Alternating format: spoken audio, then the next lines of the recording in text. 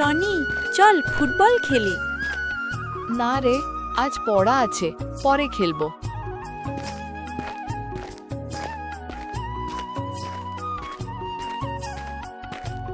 এই ছেলেটা কিন্তু এখন অনেক বদলে গেছে।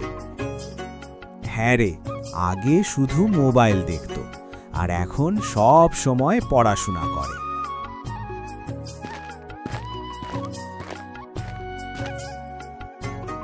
রনি, তোর মা তোকে ডাকছে। ঠিক আছে, যাচ্ছি।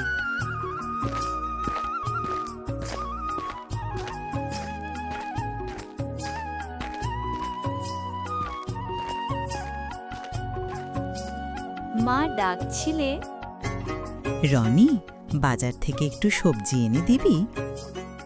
ঠিক আছে মা, এখনই যাচ্ছি।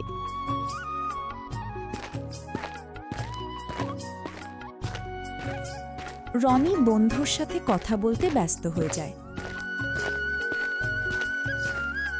কিছুক্ষণ পরে রনি আর রাজু বাড়ি ফিরে যায়।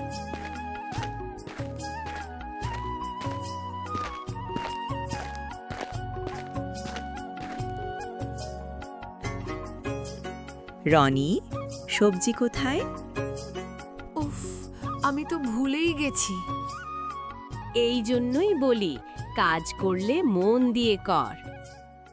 ঠিক আছে, আমি আবার গিয়ে নিয়ে আসছি।